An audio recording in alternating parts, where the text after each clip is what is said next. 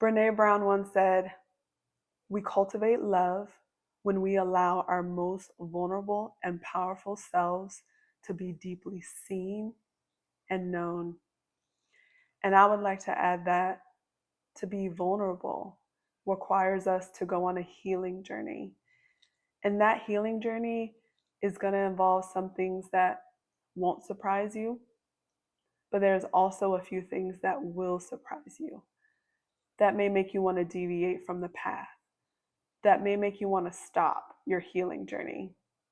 But I'm here to share with you some of those surprising truths so that when you encounter them, it'll allow you to stay encouraged, to know that you're not alone. Our emotional wounds don't have to define who we are. Sure, they influence our experiences and how we see the world, but they don't capture our full essence. We are so much more than our pain. Early on in my healing journey, someone shared with me that my suffering wasn't just for myself, but also had the potential to help and inspire others. At that time, I didn't fully grasp that insight, but after 19 years on this path, I can now see its truth. By opening up about my struggles with those I deeply trust, I discovered comfort, love, acceptance, and healing. When we dare to connect with our whole selves and with others on a deep level, our lives transform. I've spent years healing through reading, praying, journaling, and more. Today, I want to share what has surprised me along this journey, so that if you encounter these experiences, you'll find solace in knowing you're not alone. One of the first truths and one of the first things that might surprise you when you're on your healing journey is that we heal in relationship. This may be hard to hear, especially if you have been hurt by a parent or a caregiver or a spouse or a friend or any interrelational relationship. That's hard to wrap your mind around, someone hurting you and then now I need to heal in another relationship. But really, there's a part of healing that can be done by yourself. But your entire healing journey is not about isolation. It is about connecting with others. And so I want to get into that more and the importance of connecting with others through talking a little bit about attachment theory. So to give you a quick overview of what it is and try to put it in simple terms. Attachment means the interactions and behaviors that form and maintain emotional bonds between individuals. When we're infants, we are dependent fully on someone else to take care of us. But truly, this sets the stage and the foundation for our beliefs and all the relationships that I mentioned before that will come thereafter. So here's how it works. You're an infant. You cry, right? Someone comes and meets that need. So say you're wet, someone comes and changes your diaper. Say that you got hurt, someone will provide care. Say that you're hungry, someone comes, your caregiver, your parent will come and meet that need, your most basic needs. And this is so important and it is critical because it sets the foundation for trust, self-worth, self-efficacy, mental health, self-regulation. Because you're expressing a need, you're a child, you're an infant, you're expressing a need, and someone is coming to meet that need. And you start to say, hey, when I have a need, when something's wrong, someone will come. Someone hears my voice and they respond. Now, on the other side of that, that is a secure attachment. On the other side of that is insecure. So it's been disrupted. There's a lot that can happen that can disrupt that. And that starts to look a lot different, but also sets the stage. But it sets the stage for something that looks completely different. Dysregulation, mental illness, behavior issues, ADHD. I mean, there's so many things, anxiety, that can set the stage for. So here's what that looks like. Same scenario. You're an infant, you're a baby, you have a need, a basic need. You're hungry. You cry, no one comes. You're wet, no one comes to change your diaper. You're hurt, no one comes. Or they come and it's really delayed, or it's infrequent, or it's not predictable. That all matters. You see, like I said before, that sets a different stage. When I cry out, no one is coming, or they don't come all the time. So there is, mistrust and dysregulation and all those things, and anxiety, and even low self-worth, and what we believe about ourselves. Because what we think about ourselves initially, we learn from how other people treat us. So when we are in that secure attachment cycle, they're meeting our needs, emotional, social, mental, everything. And that's telling us, hey, I'm worth something. My voice matters. But when it's disrupted and trauma happens and different things happen to us, especially in those formative years, it paints a different picture. It says, I don't matter. When I use my voice to express a need, no one is here. No one cares. And you can quickly see how that seed of doubt and having our voice being silenced or not heard can set us up for some thought patterns that are detrimental to our health and our mental health. And so that's why I first wanted to talk about secure attachment and insecure, because the beauty of it all is that we're not stuck in an insecure attachment. What we can do, and science shows us, is that it can be recreated. We can recreate in relationships a secure attachment. And that is why it's so important to connect and to know that healing happens in relationship. But another way to add healing, another layer of healing, is knowing that there is beauty in connecting and having deep, safe, emotional relationships with other beings. We can create that by being consistent. Someone comes along, friend, husband, spouse, mentor, employer, whoever that is, and there's a consistency there. They're meeting needs over and over and over again, needs that weren't met before. So it is possible. And I will add, I am living proof, okay? I'll get into my family history later. But through becoming a TBRI practitioner, a part of that was to have an adult attachment interview.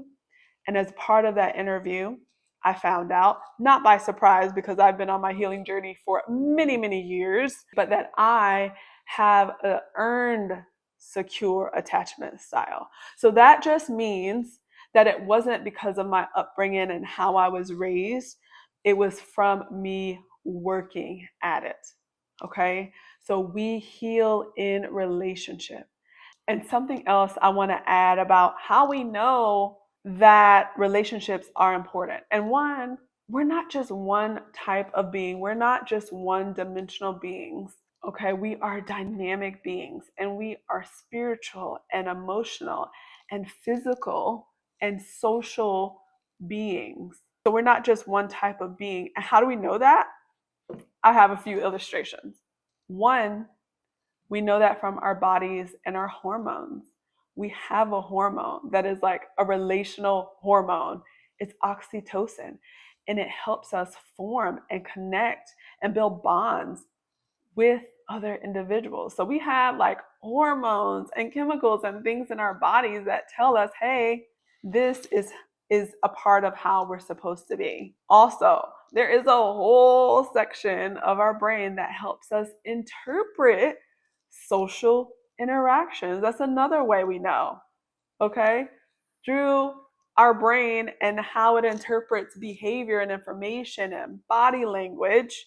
That's also another way that we know that relationships and connection is important for us as humans. We are not meant to do this alone. We are not meant to be in isolation. And we're definitely not meant to heal in isolation. There is this beauty that happened in many relationships of mine that has helped me be able to say that I have an earned secure attachment style through mentors in college, through my best friends who showed up time after time after time, no matter my foolishness. I have found healing when I met my husband. He is a secure person and was able to model for me what that looks like and show up for me unconditionally, time after time after time again. It's powerful that we are consistent and we show up for people. It helps rebuild the secure attachment style. So I found healing in all those relationships. The second surprising truth when you set out on this journey is that it is just that. It is a journey. It is not a destination. Now, there are some little t traumas that don't require such deep emotional work, but that's not what I'm talking about here. I am talking about deep emotional wounds. That is not gonna just, healing is not just gonna come from, oh, let me call a therapist really quick and do like 2 or 3 sessions, and then I think I'll be good. We're gonna spend our entire lives healing. And I know that sounds daunting, but listen, me now at 40 and me at 20, although I'm still healing every day, I look completely different. It's a 180. I am so much better. I am so much healthier. I am so secure in myself. And there were times when I wanted to quit. There are times when you may want to quit. There are times when you just don't have the capacity to like take that next step on your healing journey, and that's all okay. And what comes to mind for me is if you've ever seen a stock market chart and it's like all squiggly, it's up and down, up and down, up and down, up and down, right? And then maybe it gets a little smoother, but all along you're trending upward. Also, it's a journey because unfortunately, we don't get hurt once and then we're just trying to heal from one thing. Life happens, things happen that are unfortunate. And so that's another reason why it's not just a one time thing, it is a lifelong journey. But don't let that stop you. There is so much beauty and peace and freedom when you put in that work. Next, this may or may not be surprising, but it takes hard work. Going on my healing journey was way harder than I expected. But when you're on it, when you have been so deeply wounded, healing and going on your healing journey feels wrong. Drudging up all that stuff, when you're in it, it doesn't seem to make sense. I think some of the hardest work is mentally. For me, some of the hardest things, especially early on in my journey, was, for instance, controlling my thoughts. Our thoughts have a powerful role in our lives. So I want you to be encouraged, but I want you to know it takes a lot of hard work. So the next one, I want to let you know, therapy. There's more out there than therapy. Recently, there's been a lot of talk on therapy, but therapy, unfortunately, is not accessible to everyone. Therapy can be very expensive. So I'm grateful that there are other ways that we can heal. There's journaling. Journaling is a wonderful way. I used journaling early on, stopped a bit. Now I'm back into it and I absolutely love it. Journaling is a beautiful way to help work through emotions, process what has happened, and gain clarity of mind. There's also meditation. connecting your mind with your body and just being aware. Sometimes we are in survival mode for so long, we don't even know what our body is doing. We don't even know what our mind is doing. Someone will say, how do you feel? What do you really think about that? And you honestly may not know because you're so disconnected from your body. So there's journaling, there's meditation, there's reading books. Early in my journey, anything I could get my hands on regarding self-care and the mind and controlling my thoughts and being positive and loving myself, I ate it up. There's so much healing that happened for me by opening books. And thankfully today, we don't just have hard copies, but we can also hop onto Audible and listen to podcasts. But you can find so much healing that way as well. There's also our physical bodies. We can hold, and we do hold, a lot of tension, a lot of stress, trauma in our physical bodies. And so one way is somatic practices, and that is just kind of waking up our body and kind of integrating our mind and our body. And there's yoga. Yoga is also a beautiful practice that focuses on mindfulness. So mindfulness, meditation, it's all in the same family there. There's also community. I joined a book club not too long ago, and it was on intergenerational healing.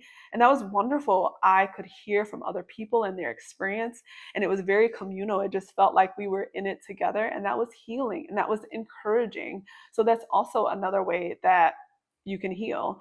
You can heal by listening to music. Music can be so healing by finding something positive and uplifting and feeling like you can connect with someone else through their experience can be incredibly healing and soothing. And then, of course, there's also therapy. Therapy can be extremely healing. Of course, it's not the only option, but therapy is an option.